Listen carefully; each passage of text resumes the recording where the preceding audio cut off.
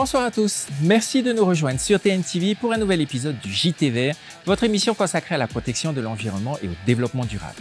La CERD, la Semaine européenne de réduction des déchets, aura lieu du 16 au 24 novembre prochain au Fénois. Ce soir, je vous propose de la préparer ensemble, c'est juste après le générique.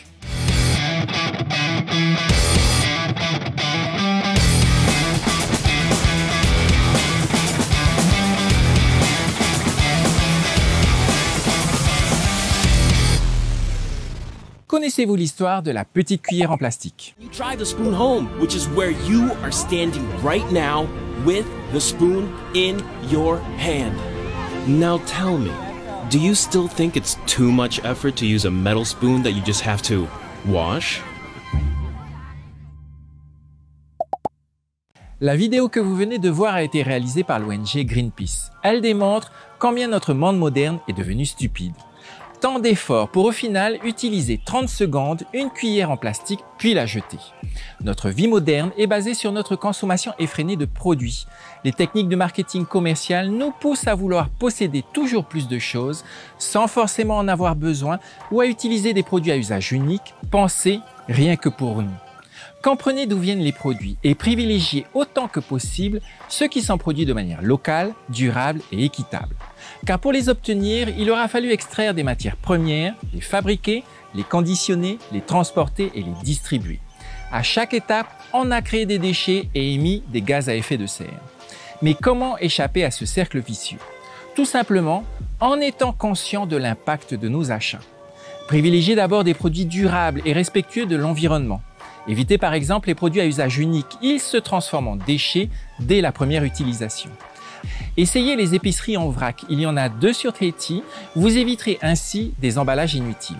Essayez ensuite les produits locaux, en plus d'éviter les longs trajets pour arriver dans nos îles, vous maintenez les emplois au plus près de chez nous. Choisissez enfin des produits issus du commerce équitable. Par cette action, vous vous engagez à payer le juste prix des matières premières à leurs producteurs. Notre consommation peut ainsi devenir notre action. Bonne émission.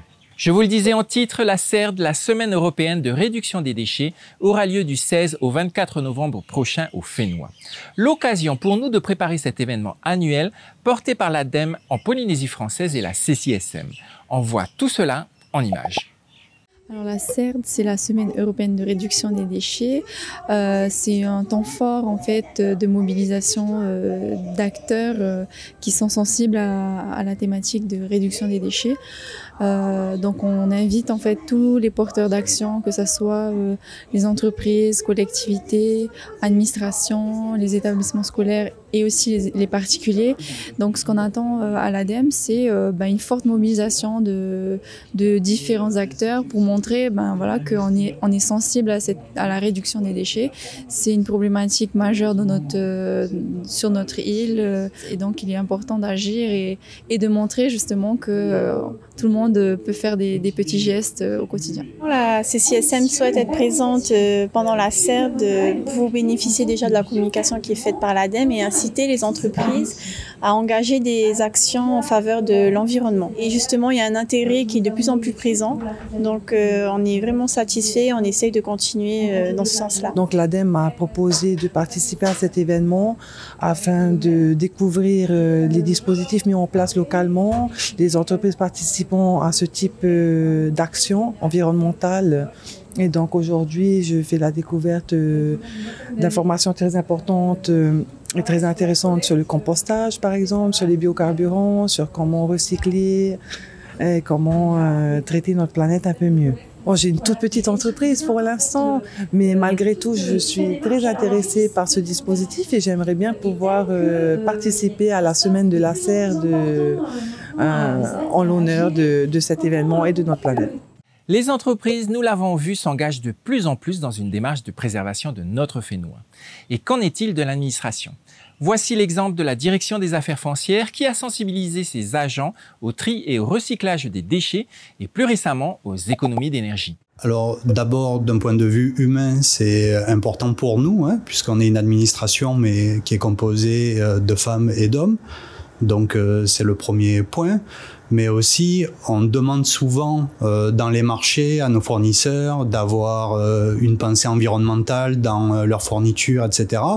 Mais nous, on ne s'impose pas toujours, j'allais dire cette contrainte qui n'est pas une contrainte, mais en tout cas cet état d'esprit.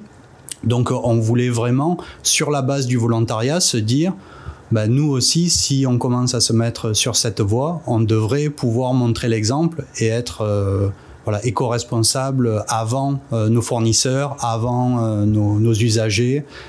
Voilà, il fallait vraiment montrer l'exemple. Je pense qu'on vit sur une planète qui a des ressources limitées.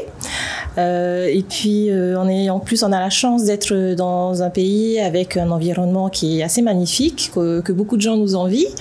Et le préserver, ça devrait être notre priorité, mais pas seulement au travail, pas seulement à la maison. C'est pas deux mondes complètement différents, quoi. On travaille, on vit, on rentre chez nous, c'est toujours le même environnement.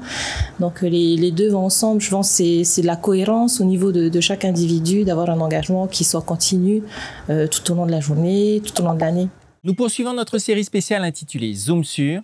L'idée est de revenir chaque semaine sur une question particulière de la protection de l'environnement, la transition énergétique ou le développement durable. Tout de suite, nous faisons un zoom sur la voiture électrique.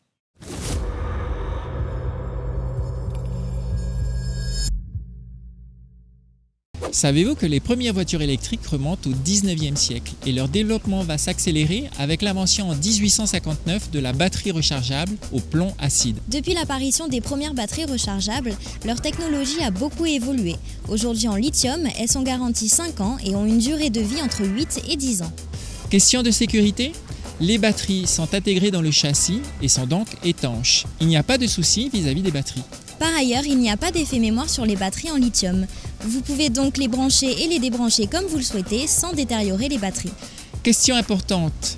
Que se passe-t-il à la fin de vie des batteries ? Le compartiment des batteries étant étanche, nous vous conseillons fortement de faire appel à un professionnel pour changer vos batteries. À cette occasion, il pourra recycler vos anciennes batteries en lithium. Rendez-vous la semaine prochaine pour la suite de notre série spéciale sur la voiture électrique. Vous pouvez retrouver toutes ces vidéos sur notre page Facebook, le JT Vert. Pour terminer notre JT Vert, je vous propose notre coup de cœur de la semaine. À l'occasion de l'événement mondial Earth Hour, la plateforme de financement participatif de vidéos User Farm et l'organisation internationale Earth Hour ont organisé un concours vidéo intitulé We Are Nature, Nous sommes la nature en français. L'idée fut d'amener des cinéastes du monde entier à démontrer de manière créative comment la nature est connectée à notre vie quotidienne. Cette semaine, Eliseo Caballero nous propose de revenir sur nos pas et de vérifier si l'on a pensé à éteindre nos appareils électriques avant de quitter la maison.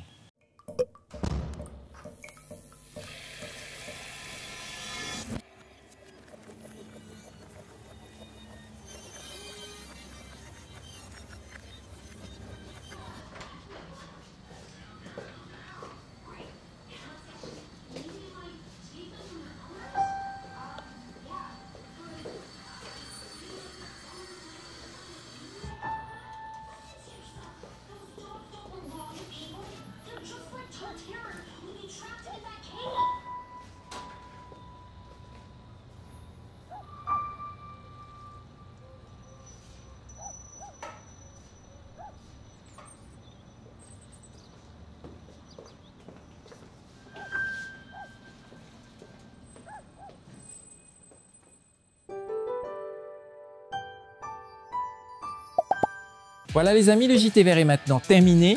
Nous espérons que vous avez passé un bon moment avec nous. Vous pouvez retrouver notre émission sur le replay de TNTV ainsi que les réseaux sociaux du JT Vert.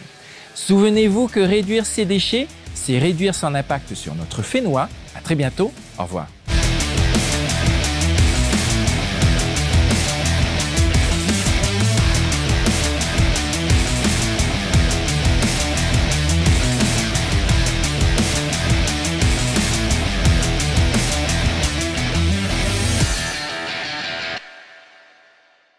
Prochainement dans le JT Vert, réduisons ensemble nos déchets. Dimanche prochain, nous poursuivons notre parcours pour réduire nos déchets et pourquoi ne pas devenir zéro gaspillage. C'est prochainement dans le JT Vert.